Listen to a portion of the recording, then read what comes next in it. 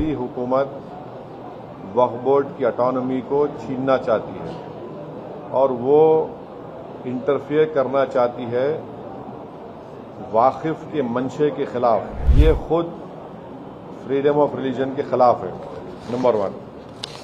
दूसरी बात यह है कि बीजेपी शुरू से वक्फ बोर्ड्स और वक्फ की प्रॉपर्टीज के खिलाफ रही है। यहां पर मोदी हुकूमत डिस्प्यूट क्रिएट करेगी, उसका सर्वे कराएंगे। ऐसे कई मस्जिद दरगाहें हैं हमारे भारत में जहां पर बीजेपी आरएसएस ये क्लेम करती है कि वो दरगाह और मस्जिद नहीं है। तो जो पावर जुडिशरी का है वो एग्जीक्यूटिव छीनना चाह रहा है उसको। मोदी सरकार ये चाह रही है कि पूरे वक्फ बोर्ड की प्रॉपर्टीज को छीन लिया जाए, इनको मुसलमानों से छीन लिया जाए। जब पार्लियामेंट सेशन में है तो सेंट्रल गवर्नमेंट जो है पार्लियामेंट्री सुप्रीमेसी और प्रिविलेजेस के खिलाफ ये काम करते हुए मीडिया को इन्फॉर्म कर रही है और पार्लियामेंट को इन्फॉर्म नहीं कर रही है। पार्लियामेंट जब चल रहा है तो सरकार का काम है कि इमीडिएटली आप पार्लियामेंट को इन्फॉर्म करते, बजाय इसके कि आपने मीडिया को लीक किया। अब जो मीडिया ने रिपोर्ट किया उसकी बुनियाद पर मैं ये कह सकता हूं कि ये जो प्रपोज अमेंडमेंट्स है, जो मीडिया में जो लिखा गया है, वो इस बात को बताता है कि मोदी हुकूमत वक्फ बोर्ड की ऑटोनॉमी को छीनना चाहती है और वो इंटरफेयर करना चाहती है वाकिफ के मंशे के खिलाफ कि किस तरह से उस वक्फ की प्रॉपर्टी को चलाया जाए। और ये खुद फ्रीडम ऑफ रिलीजन के खिलाफ है, नंबर 1।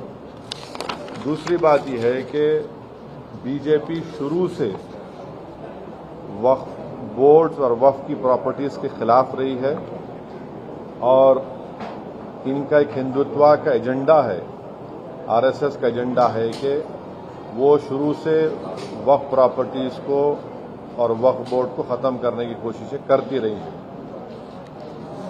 तीसरी बात यह है कि अब जो मीडिया के रिपोर्ट्स के ऊपर मैं अपना ये रिएक्शन दे रहा हूं कि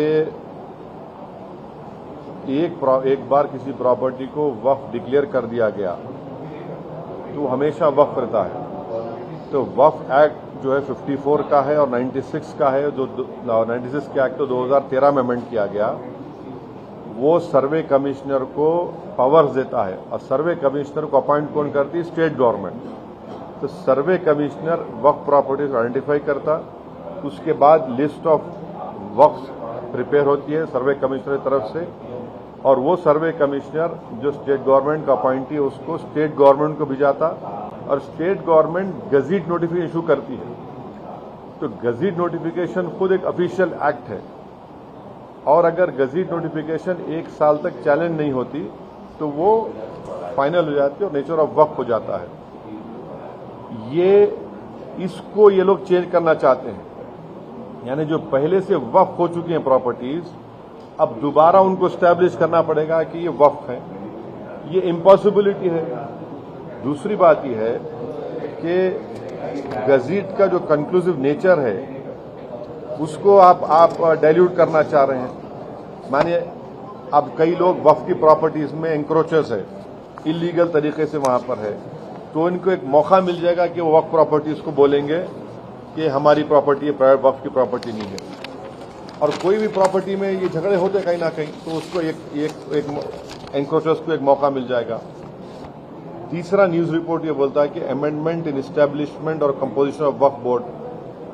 तो ये एक्ट खुद ये बोलता है कि हर स्टेट में एक वक्फ बोर्ड होना चाहिए और बोर्ड रिस्पॉन्सिबल होगा उसके एडमिनिस्ट्रेशन और मैनेजमेंट ऑफ वक्फ प्रॉपर्टीज के लिए। अब अगर आप अमेंडमेंट करेंगे establishment and composition of Waqf board में तो एक एडमिनिस्ट्रेटिव क्योस होगा, loss of autonomy Waqf board का होगा और ये गवर्नमेंट का जो कंट्रोल है वक्फ बोर्ड के ऊपर, गवर्नमेंट का कंट्रोल बढ़ेगा तो वक्फ के इंडिपेंडेंस पे बहुत बड़ा असर पड़ेगा। चौथी बात उसमें यह है कि वक्फ ट्रिब्यूनल्स है। अब ये जो मीडिया रिपोर्ट ये बोल रहा है कि गवर्नमेंट इन ट्राइब्यूनल्स को डाइल्यूट करना चाहती है अब ये ट्राइब्यूनल्स के पावर्स को आप डाइल्यूट कर देंगे तो फिर ये केसेस का क्या होगा, इनएफेक्टिव इन्फोर्समेंट होगा। पांचवी बात जो मीडिया रिपोर्ट्स के ऊपर मैं बोल रहा हूं आपको, इसमें लिखा गया कि अगर कोई डिस्प्यूटेड प्रॉपर्टी है तो डिस्प्यूटेड प्रॉपर्टी का ये लोग बोलेंगे नहीं प्रॉपर्टी डिस्प्यूटेड है, इसका सर्वे हम कराएंगे। अगर कोई प्रॉपर्टी डिस्प्यूट है तो उसका फैसला जुडिशरी करती। यहां पर मोदी हुकूमत डिस्प्यूट क्रिएट करेगी, उसका सर्वे कराएंगे। अब सर्वे एग्जीक्यूटिव कराएगा या सीएम कराएगा या बीजेपी कराएगी। अब जाहिर नतीजा क्या निकलेगा आपको मालूम। तो ये भी एक तरीका है उस डिस्प्यूटेड प्रॉपर्टीज को डिस्प्यूट बनाना, पहले फिर सर्वे कराना उसका, और सर्वे में रिपोर्ट लिख देना कि नहीं ये वक्फ नहीं है। ऐसे कई मस्जिद दरगाहें हैं हमारे भारत में जहां पर बीजेपी आरएसएस ये क्लेम करती है कि वो दरगाह और मस्जिद नहीं है। तो जो पावर जुडिशरी का है वो एग्जीक्यूटिव छीनना चाह रहा है उसको। और एक बात जो मीडिया रिपोर्ट्स के मालूम ये हो रही है कि अब कोई कब्जा करके इंक्रोचर है तो वक्फ बोर्ड को पावर है, उसके पावर्स को अगर आप छीन लेंगे तो फिर पूरा ये तो लॉस होगा वक्फ प्रॉपर्टीज का। अच्छा, उसमें एक और मीडिया रिपोर्ट में बात आई है, amendment to the process of Waqf board. ये जो वाकिफ होता है वो अगर मेरी प्रॉपर्टी में बोलता हूँ वक्फ बोर्ड को मैं दे रहा हूँ, मैं वक्फ कर वाकिफ हूँ, मुतवल्ली मैं रहूंगा किसी और, वो आप बोल रहे वो भी नहीं रहेगा।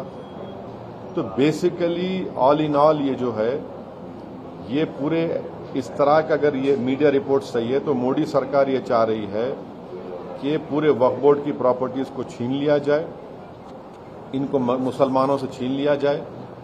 और वो थ्रेटन कर रहे हैं वक्फ की प्रॉपर्टीज का जो कंट्रोल है वक्फ बोर्ड्स के ऊपर, ताकि उसमें तमाम लीगल एम्बिग्यूटीज पैदा हो जाना और इससे और वक्फ की प्रॉपर्टीज का नुकसान होगा। तो अब ये कंप्लीट सिस्टम को जब ये लोग अगर मीडिया रिपोर्ट्स सही है चेंज करना चाह रहे, उसमें कुछ ये करना चाहे तो कोई भी आगे बढ़कर प्रॉपर्टीज को वक्फ नहीं करेगा। और आप देखेंगे कि कई मुसलमानों के मस्जिदें हैं, दरगाहें हैं जहां पर हिंदुत्व की ऑर्गेनाइजेशन आरएसएस बोलती कि नहीं है वो।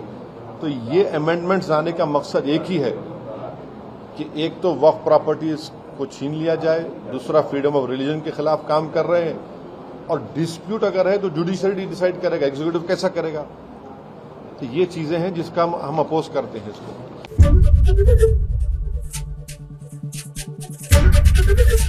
एबीपी गंगा, खबर आपकी, जुबान आपकी।